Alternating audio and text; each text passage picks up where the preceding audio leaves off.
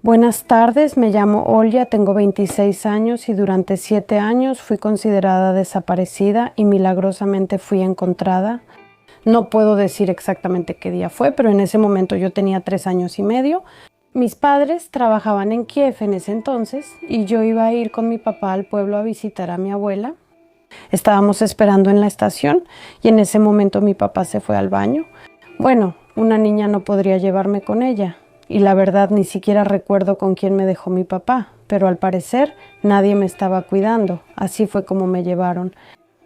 Nadie conocía a esa mujer, ni mis papás, ni mi abuela, nadie, era una persona completamente desconocida. Bueno, al parecer ella logró llamar mi atención, tal vez me ofreció algo. Recuerdo que antes había un puesto redondo en la estación de tren, donde vendían todo tipo de libritos y cosas por el estilo. Yo iba con mis moneditas, quería comprar un librito. Tal vez ella me ofreció, bueno, vamos, yo te lo compro. Papá llamó a mamá de inmediato. Por supuesto, ellos corrían por toda la estación, buscaban y pedían que lo anunciaran en los trenes, pero lamentablemente nadie lo hizo. Luego ella fue al puesto de policía, en cada estación hay una. Bueno, ahí le dijeron que esperara, que tal vez ella regresaría. Mamá en Kiev denunció la desaparición, le dijeron que esperara 3 días y este caso en general lo enviaron a la policía local de Gurovka. La estación de tren de Kiev está a 100 kilómetros de Gurovka. ¿Quién va a estar aquí y dónde buscar? Nadie reaccionó a tiempo. Se consideró como desaparecida. Tengo un cierto vacío en la memoria. No recuerdo cómo me llevó. Es decir, mi cerebro como que bloqueó esos recuerdos. No recordaba lo que pasó antes de ella y realmente la consideraba mi abuela. Cuando preguntaba dónde estaban mis padres, ella me decía que murieron en un accidente automovilístico. Luego, cada año, lo cual era extraño, ella ponía la foto de un hombre y celebraba su cumpleaños. Ella me llamaba Dina, Dana y Diana. A veces, si salíamos a algún lado o íbamos en transporte público, ella me ponía una gorra, me escondía el cabello y yo era Kolya. Bueno, cuando yo le preguntaba por qué, ella decía que era para que no me echaran mal de ojo. Era una niña muy llamativa para que no me echaran mal de ojo y cosas así. O sea, según entiendo, ella sabía perfectamente que podían estar buscándome.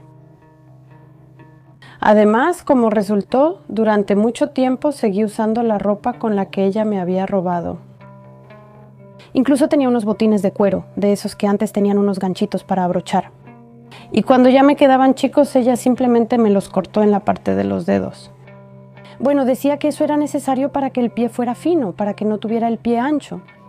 A veces se llamaba a sí misma Vale, a veces Ira, y como resultó que su nombre era Frisa, que ella vino, al parecer, de Alemania, no huyó. Ella aparentemente o es judía de origen o algo así.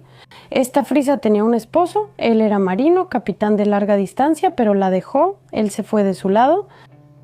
Ella tenía un hijo. Es posible que lo que me dijo que mis padres murieron en un accidente automovilístico fuera cierto, que su hijo murió allá, tal vez tenía una nieta que se parecía a mí, o sea, tal vez es algo psicológico. Tal vez de verdad pensaba que yo era su nieta.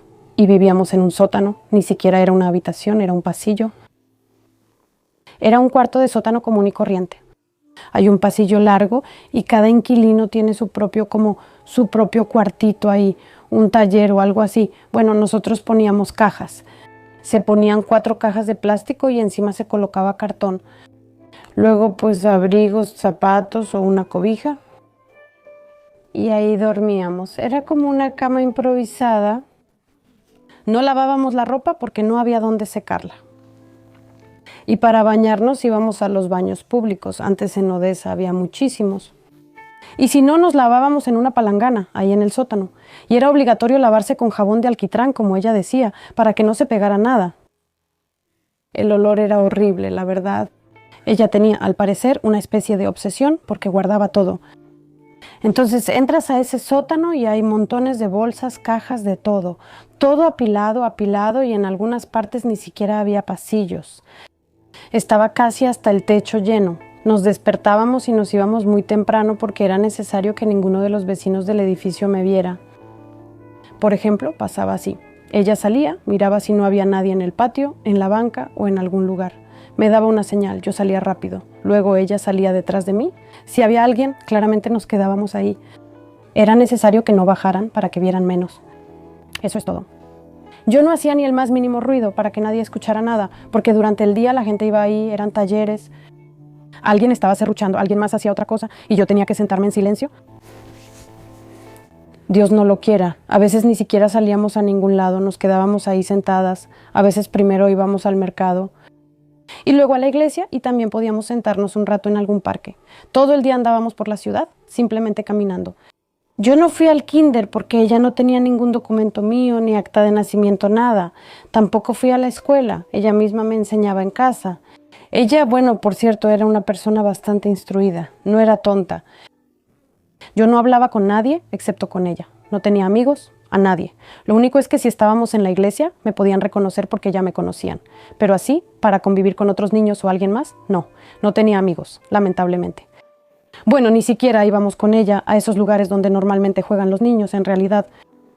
Creo que sí, ella tenía una enfermedad mental, pero no en el sentido de que fuera agresiva o que atacara a la gente, aunque eso también pasaba a veces. Recogía todo, cosas necesarias e innecesarias. Ella recogía todo. Además, también tenía que ver conmigo porque ella creía firmemente que yo era su nieta, ¿sí? Imagínate, era una persona aparentemente educada, que tenía un departamento. Resultó que en el edificio donde vivíamos ella tenía un departamento en el 4º piso y nosotras vivíamos en el sótano. ¿Por qué una persona teniendo un departamento vive en el sótano? De algún lado sí le llegaba dinero, pero como que no lo usaba. Y vivíamos así como vivíamos. A veces comíamos en el mercado, a veces en la iglesia. Bajó una mujer, me vio por casualidad. Bueno, esa señora me cubrió con una cobija. Ahí le preguntan qué niña es esa. Ella dijo que era pues una conocida suya del mercado, le había pedido que se quedara con su hija. Bueno, esa fue la primera vez. Y como que le creyeron, pero cuando empezaron a verme y luego me vieron otra vez, ella también me escondió. Ya empezaron a preocuparse. Y esa mujer, la encargada del edificio, fue a la policía y les puso una denuncia. Pero le dijeron, tal vez a esa niña le vaya mejor con esa abuela. Ella pidió que mostraran fotos, por ejemplo, de los niños que están buscando. Yo la reconoceré, además es pelirroja, es muy llamativa. Y además no creo que en esos 2 o 3 años haya cambiado mucho. Pero no le mostraron nada, le dijeron que tal vez estaría mejor allá. Cuando los inquilinos de esa casa me encontraron, tuvimos que irnos a algún lugar. Y vivimos con un señor mayor. Ese fue probablemente el momento más doloroso para mí, porque en ese entonces me golpearon tanto que había algo vertido en un vaso. Yo era una niña, lo compré, resultó que no era agua, era otra cosa, pero por eso recibí una golpiza tanto, y no fue ella quien me pegó, él me golpeó tanto con el cinturón. Tenía toda la espalda llena de marcas. En ese momento me escapé y pasé una noche debajo de un coche y luego un par de noches más, no sé, la verdad, ahora lo recuerdo. No sé cómo no tenía miedo, pasé la noche en el techo de una casa hasta que ella le pidió a unos jóvenes que subieran y me bajaran de ahí. En general todo ahí fue desagradable, pero eso fue doloroso. Estuve con ella durante unos 7 años. Me escapé de esa abuela, no sé a qué edad, porque en realidad ni siquiera sabía exactamente cuántos años tenía en ese momento. Quería salir a jugar, como todos los niños. Pues uno quiere, ¿sabe? Vas por ahí, ves a los niños corriendo y todo eso. También quería esos juguetes. Me escapé y de alguna manera conocí a alguien. Conocí a una niña, era gitana. Ella me llevó con los suyos. Estuve ahí, literalmente estuve 2 días, y ellos acostumbran salir a trabajar, bueno, a pedir limosna, y el primer día salí con ellos. Y resulta que incluso caminamos cerca de la casa donde vivíamos con Tuntapka, como resultó al final. Pasó la policía y me vieron, pues no parezco gitana, no tengo ese aspecto, me llevaron con ellos. Empezaron a preguntarme mi nombre y apellido. Una gitana me dijo, te llamas fulana de tal. Yo se lo dije a ellos. Bueno, al final no me creyeron y me enviaron al primer refugio. Estuve en el refugio alrededor de 1 año. Ahí los niños se quedan hasta que, bueno, se hagan los documentos o hasta que los encuentren sus padres. O sea, es por un periodo corto de tiempo. Ya cuando llegué al refugio, entré directamente al 3er grado. Porque el primero y el segundo, bueno, ella me enseñó. Yo ya sabía todo en realidad. Ella iba ahí. No sé, ni siquiera entiendo en qué se basaron, si ella ni siquiera tenía el documento original, ni siquiera el mío, pero me llamaban, me llevaban, ella estaba sentada ahí, me preguntaban si quería vivir con ella, que era mi abuela. Yo me negué, simplemente vi cómo vivía la gente. Bueno, por ejemplo, a mí me gustó vivir en el refugio. Había niños, había algunas actividades, había entretenimiento, o sea, sí. Y volver a sentarme en el sótano con ella, pues la verdad ya no quería. Me regresaron otra vez al refugio y ella iba ahí. Ella rondaba seguido por las cercas, me llamaba, intentaba pasarme algo. Ella me pedía que me escapara. Luego dejaron de dejarme salir a la calle por un tiempo porque ella iba muy seguido. Bueno, cuando estaba en el primer refugio, vino un programa de televisión y me grabaron. O sea, estaban buscando a mis padres y una conocida de mi mamá vio el programa. Esta mujer vive en el pueblo. Lo vio completamente por casualidad. En la foto todavía tenía el cabello muy corto, terriblemente corto, pero en principio sí había cierto parecido por lo pelirroja. Y ella llamó a mi mamá, creo que era Olya. Mi mamá también entró al sitio, le pidió a alguien conocido, vio la foto. Sí, y dice que cuando la vio no dudó ni un segundo de que era yo. En realidad, en nuestro primer encuentro, no diría que de inmediato surgieron sentimientos. Simplemente de manera instintiva, bueno, ¿y a quién esperan todos los niños en el orfanato? Exacto, a sus padres. En realidad me preguntaron quién. Bueno, yo dije, mamá. Bueno, todavía todo era tenso. O sea, nos vimos literalmente por 2 minutos. Ella me llamaba todos los días y de verdad yo quería que ella viniera por mí. O sea, yo entendía que ellos realmente eran mis papás. Pero desafortunadamente todavía tenía que esperar como 1 año más. Se necesitaba un juicio, una prueba de ADN, una pericia, para demostrar que realmente eran mis papás. Como no tengo ningún recuerdo de ellos, ni siquiera los recordé en realidad, hasta el día de hoy no puedo recordar nada de ese momento.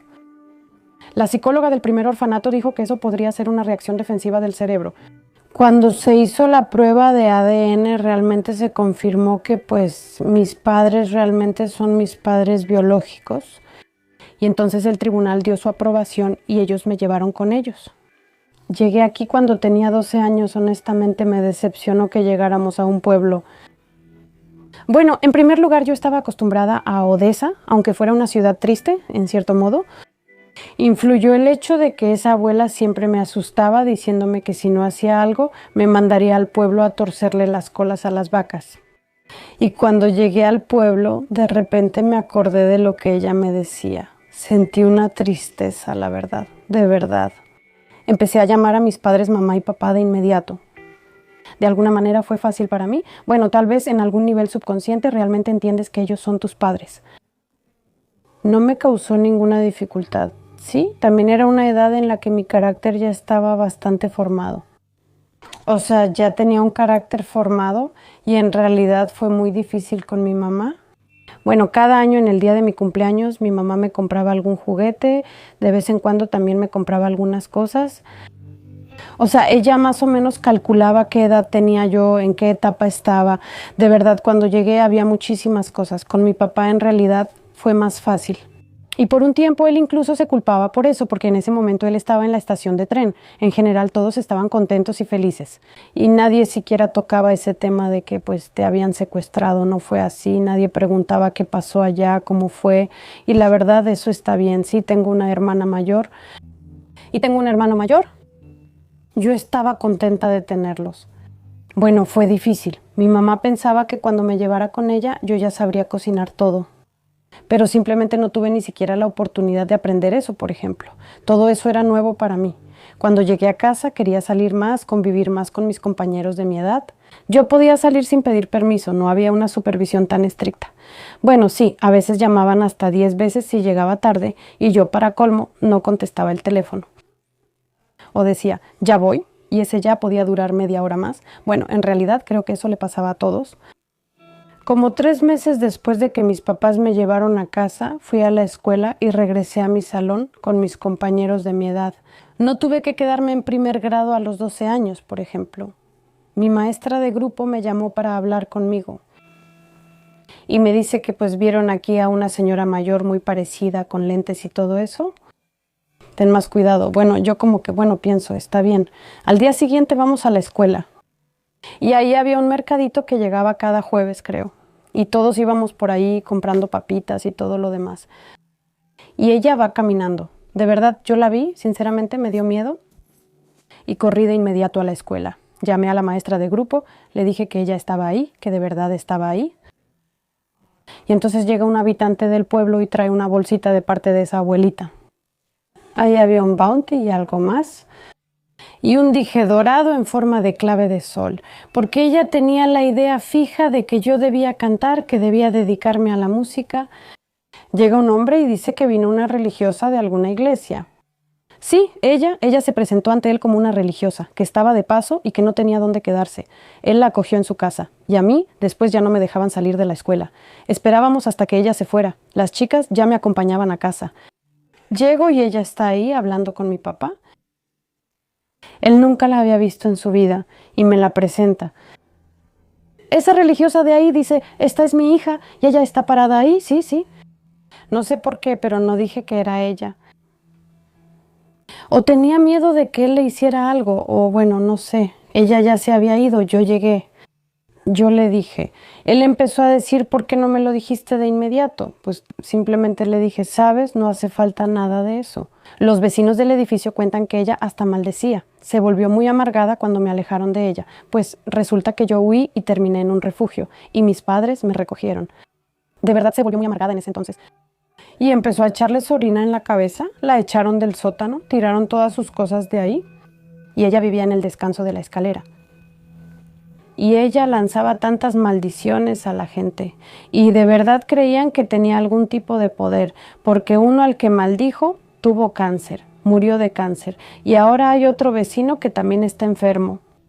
Ya me fui a Kiev, a casa de mi hermana. Trabajaba allí en el verano. Ella me llama. Y yo ya estaba en Kiev. Ella dice, estoy aquí en la parada. Acércate y nos vamos. Yo digo, está bien. Le llamo a mi mamá. Ella estaba aquí en casa. Le digo, mira, pasó esto. Ella llamó desde la parada. Acércate, nos vamos a ir. Mamá llegó a la parada. Había un Mercedes blanco estacionado por un momento. Mamá apenas abrió la puerta trasera. Ella, al parecer, le dijo eso al chofer, papá. Él pisó el acelerador y se fueron. Ella realmente estaba en ese coche. Dígame, ¿parece una vagabunda? Llegar en un Mercedes. Después de eso ya no volvió a aparecer. Fue la última vez que la vi. Eso fue hace 5 años. Y eso fue porque fuimos con el equipo de grabación. Fuimos para un programa. La encontramos ahí por casualidad. Me pidió otra vez que me quedara con ella. Yo le pregunté, le hice una pregunta. ¿Para qué? ¿Para qué me quieres a mí? Ella dijo, yo no te arranqué de ningún lado. Tu abuela me pidió que te llevara. ¿Sí? Pero eso no puede ser, al menos porque un año después de que desaparecí, mi abuela ya no estaba. Y eso fue un golpe muy duro, incluso para cada habitante de aquí. Puedo decir que mi abuela me adoraba, ella intentaba, tengo que creer en mi salud mental, para que yo creyera que mis padres eran malos, que todos eran malos, que ellos mismos me habían entregado, para que yo me quedara con ella, pero no funcionó, ya tenía otra edad. Hace poco estuvimos en Odessa. Allí la situación con ella es muy triste, al final con ella sí funcionó, ya no queda nadie vivo de la abuela. Para mí misma sería interesante entender qué le pasó. En general, ¿qué la llevó a actuar de esa manera? Honestamente ni siquiera quiero pensar en cómo habría sido si no hubieran encontrado a mis padres. Así pasó, entonces así tenía que ser. Es simplemente una coincidencia de circunstancias que tenía que suceder. Creo que yo misma dejé esa historia muy atrás para mí. No pienso en eso, casi nunca lo recuerdo, solo si es necesario, como ahora. No puedo decir que tenga algún tipo de problema por eso. Ahora soy mamá de 2 hijos. Me dedico a la casa. Por ahora no trabajamos en ningún lado. Estoy de licencia por maternidad. Tengo miedo de que algo así le pase a mis hijos de verdad. Más aún en nuestros tiempos. De verdad, los niños desaparecen muy seguido. Íbamos a Odessa con los niños. Mi esposo me pedía mucho, agárralos fuerte de la mano, ser joven y ser dada por desaparecida durante 7 años y al final regresar a casa, eso es felicidad y en realidad es un milagro.